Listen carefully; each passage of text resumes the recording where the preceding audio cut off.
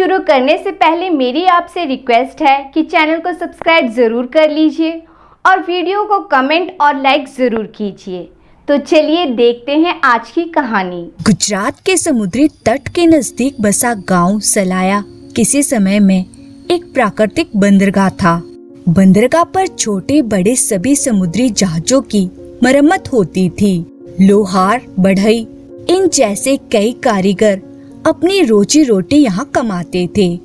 इस बंदरगाह पर दूर दूर से लंबा सफर करके आए जहाज अपना लंगर डालते थे। उस गांव के कई मर्द इन जहाजों पर काम करते थे और दूसरे देशों के समुद्री यात्राओं पर जाते थे। देश प्रदेश के कई छोटे बड़े व्यापारियों की बखारें पूरे वेग के साथ वहाँ चलती थी। उस बंदरगाह पर रोज सुबह एक औरत आकर खड़ी रहती थी।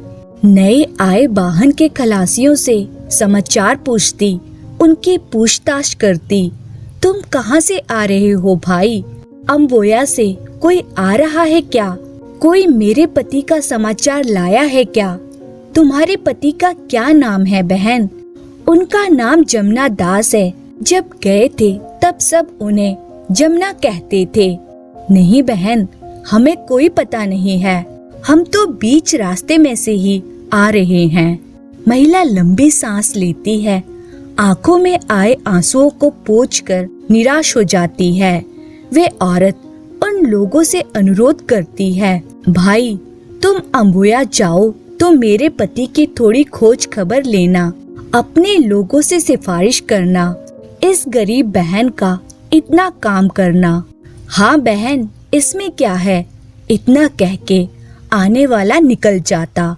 महिला केवल दयनीय मुंह बनाकर दूसरे आने वाले की रात देखते हुए सागर की ओर नजर गाड़े खड़ी रहती है। फिर कोई नया आगंतुक किसी जमुना दास को पहचानता है। वे जवाब देता है, बहन कौन सा जमुना दास? सुमरी वाला? नहीं भाई, वो नहीं। तब खम्बालिया वाले? नहीं भाई, वो भी नहीं। सेठ प्रेमचंद वाले हैं? हम तो गरीब आदमी हैं भाई, हमारा कोई व्यापार धंधा नहीं है। नवा आगंतुक महिला का कोमल और दयनीय चेहरा देखता रहता है। अपना एक एक सफर ताजा करके पूछता है, तो बहन आपके पति कितने वर्ष से चले गए हैं?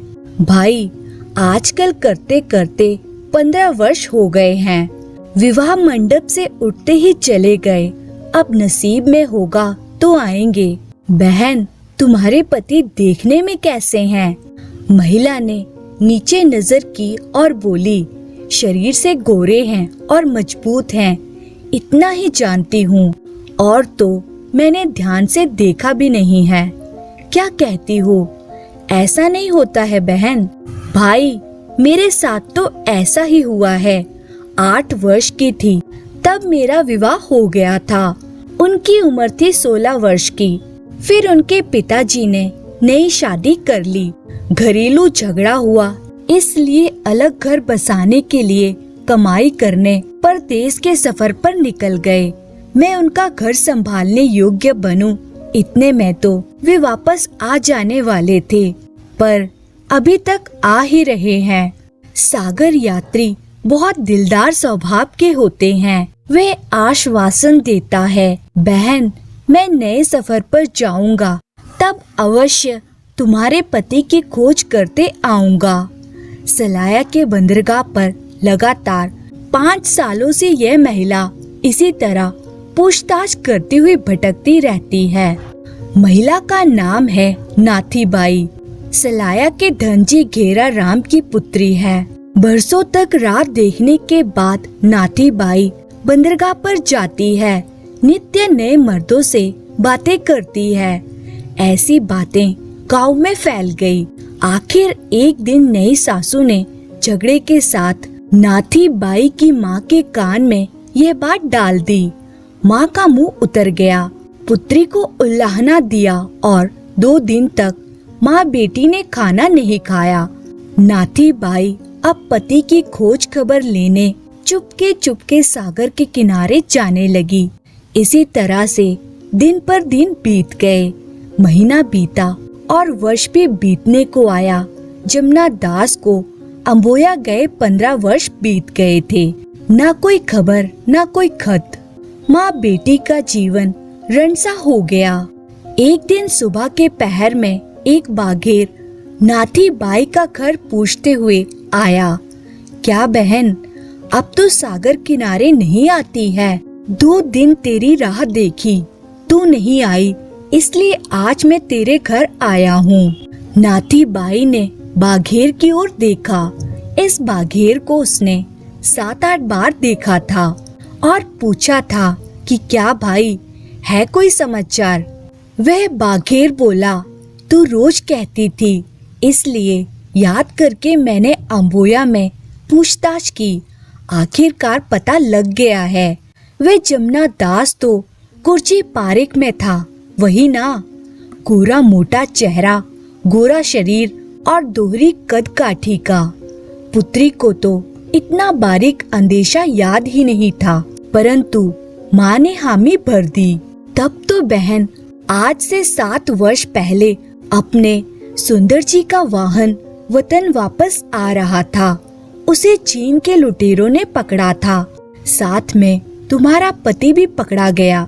चीनियों ने आज से 7 वर्ष पहले एक बयान खत अम्बोया भेजा था। उसमें उनका नाम है। लगभग 30 आदमी पकड़े गए थे। अगर तुम अपने पति को वापस लाना चाहती हो तो लुटेरों को नकदी देनी पड़ेगी। बहन, आबू में तो हमारा आना जाना कम है। एक वाहन द्वारा खबर भेजी थी, वे वाहन रास्ते में ही खो गया। नाथी बाई बोली, भाई पेशगी कितनी है और वे अभी कहाँ हैं? पेशगी तो सबकी मिला के 40,000 रुपए हैं। अकेले जमुना दास का 6,000 रुपए जितना होगा। सभी को द्वीप पर रखा है। यह द्वीप अम्बोया से 1.5 कोस दूर मध्य समुद्र में है। वहाँ समुद्री लुटेरों का ठिकाना है, ऐसा समाचार मिला है। समाचार देकर बाघेर चल देता है। बहुत मेहरबानी की है आपने भाई, आपने इतनी मेहनत करके समाचार प्राप्त किया है। बाघेर तो चला गया, परंतु माँ बेटी को नए संताप की वेदना में डालता गया। इन दोनों के साथ में कोई मर्द नहीं है। अनाथ और असहाय इन दुखियों का कोई सहारा नहीं। कहाँ अम्बोया, कहाँ समुद्री लुटेरे और कहाँ सलाया। माँ ने कहा, जमुना दास के बाप हरकचंद को समाचार तो दे दे। अरे बाप को परवाह होती तो ऐसे ही 15 वर्ष बीतते क्या? माँ, ये आशा निरर्थक है। नाथी बाई पूरे दिन भटकते भूत की तरह घूमती रही और सोचने लगी, कहाँ जाऊं, किससे पूछूं। वह समुद्री लुटेरों द्वारा पकड़े गए अपने पति के दर्द की कल्पना करने लगी। एक एक कल्पना के तरंगों में नाथी बाई को अपना दुख तुच्छ लगने लगा। अरे 7 वर्ष से समुद्र पर नजर बिछाए होंगे, कोई आएगा, कोई तो छुड़ाएगा। इस तरह की आशा उनके हृदय में उठती होगी, परंतु उन्हें छुड़ाने कौन जाए? बाप तो नई औरत का बंदी है और माँ तो है ही नहीं। नाथी बाई के दिमाग में एकाएक आत्मबल की कौंध हुई। क्यों नहीं है उनका कोई? मैं हूँ ना, मैं ही जाऊंगी। नाथी बाई के मन में दृढ़ निश्चय हो गया कि मैं ही जाऊंगी। वैसे भी जीवन तो अस्त व्यस्त हो ही गया है, फिर जिंदगी के तार सहेजने का प्रयत्न क्यों ना करे। नाथी बाई ने अपना विचार माँ को बताया। माता क्रुद्ध हुई, बेटी को मनाया, फुसलाया, धमकाया, अपने आंसू से नहलाया, पर नाथी बाई का मन नहीं बदला।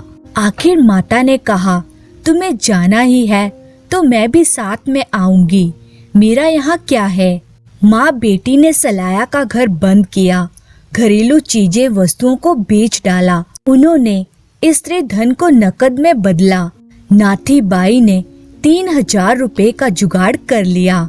एक अगुआ सेठ के पास माँ बेटी अपनी बात करने के लिए गईं।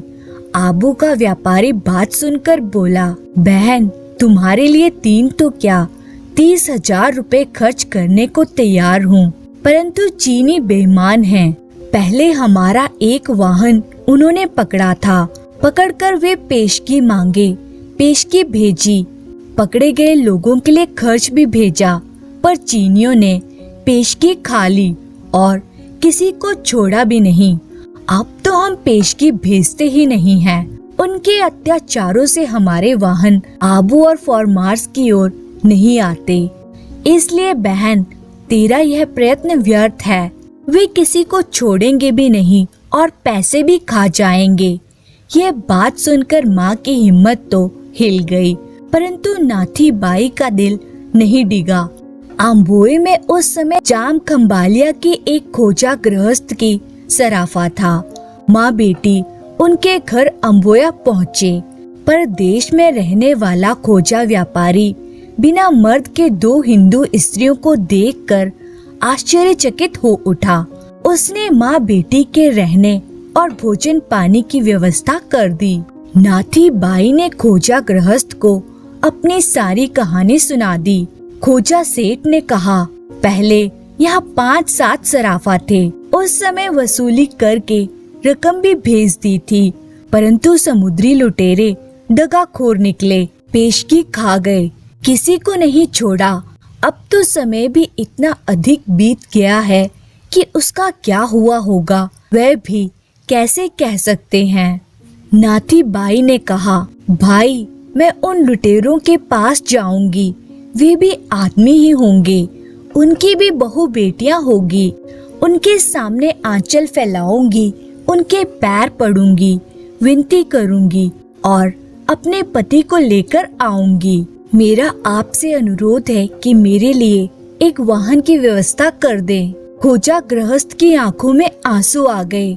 बोला, मैं तुम्हारी हिम्मत को धन्यवाद देता हूँ, पर लुटेरों के पास जाकर पकड़े जाने के लिए कौन वाहन देगा और कहाँ से मिलेगा? नाथी बाई ने कहा, काका मुझे कोई उपाय कर दो। टूटा फूटा खोखा जैसा भी वाहन मुझे दिलवाओ। मैं आपको जिंदगी भर आशीर्वाद दूंगी। भगवान आपका भला करेगा। खोजा सेठ सोचने लगा। दूसरे ही क्षण बोला, जाओ बहन, मैं तुमको नहीं रोकूंगा और तुम्हें अकेले जाने भी नहीं दूंगा। अपना एकमात्र पुत्र हासम को तुम्हारे साथ भेजता हूँ। सेठ ने उनके जाने के लिए वाहन की व्यवस्था कर दी। रात के पहर में नाथी बाई, उनकी माता और सेठ का जवान लड़का हासम वाहन में बैठकर रवाना हो गए। मजबूत किले बंदी वाले द्वीप में चीनी लुटेरे अपना समुद्री थाना जमा कर रहते थे। उनका वाहन 3 दिन में द्वीप के समीप पहुंचा। द्वीप के चारों तरफ लुटेरों का मजबूत पहरा था। पहरेदारों ने वाहन रुकवाया। वाहन द्वीप पर जाने वाला है ये जानकर किनारे लंगर करवाया। नाथी बाई, उनकी माता और हासम किनारे उतरे।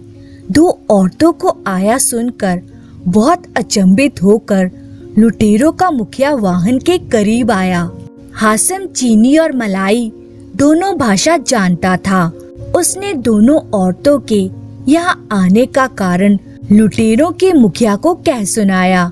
50 लुटेरों के बीच खड़ा मुखिया ये बात सुनकर और अधिक आश्चर्यचकित हुआ। मुखिया बोला, यह एक सौराष्ट्र की लड़की जो अपने पति की खोज के लिए यहाँ तक आई है। अद्भुत बेटी, धन्य है तेरी पति भक्ति। तू लुटेरों के थाने में क्यों आई? क्या तुझे मालूम नहीं कि हम लुटेरे हैं? हम तुझे पकड़ लेंगे, तेरी दुर्दशा करेंगे। क्या तुझे इस बात का डर नहीं था? हासम ने मुखिया की बात नाथी बाई को वतन की भाषा में समझाई। नाथी बाई बोली, हासम भाई, उसे समझाओ कि मनुष्य जाति में विद्यमान ईश्वर पर विश्वास को लेकर मैं यहाँ आई हूँ। तुम्हारी भी बहन बेटी होंगी। उसे याद करके या तो मेरे पति को छोड़ो या मुझे पकड़ लो। मेरे लिए दोनों बराबर है। हम पति पत्नी दोनों मुक्त हों या दोनों कैद, दोनों में से किसी भी दशा में रहने के लिए मैं तैयारी करके आई हूँ। नाथी बाई की हिम्मत देखकर लुटेरों के मुखिया ने सौराष्ट्र के कैदियों को हाजिर करने की आज्ञा दी।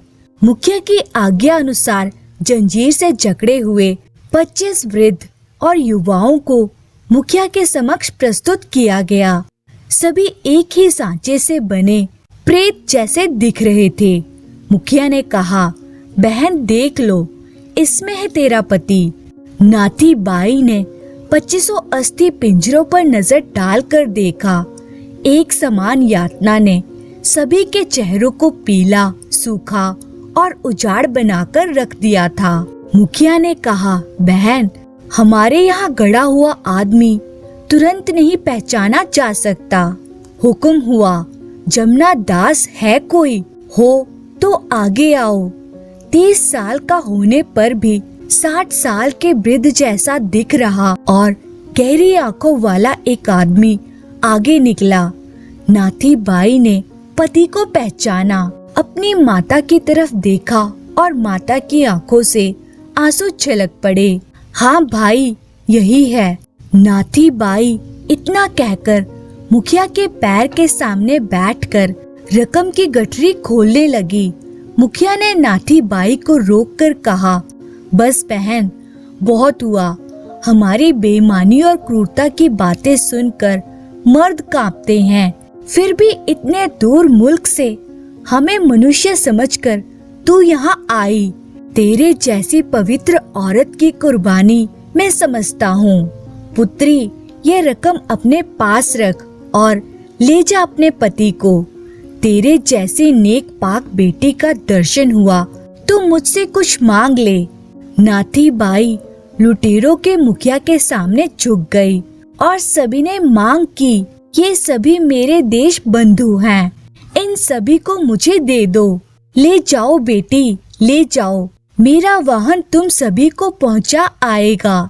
मुखिया ने सभी कैदियों को बंधन मुक्त करने की आज्ञा दी। आंखों में आंसू भर भारी कंठ से नाथी बाई ने विदाई ली। एक फौलादी राक्षस जैसे आदमी के हृदय को पिघलाकर 3 परदेशियों के साथ आया हुआ जहाज 30 मुसाफिरों को साथ लेकर नाथी बाई वापस अपने देश लौटी। धन्यवाद।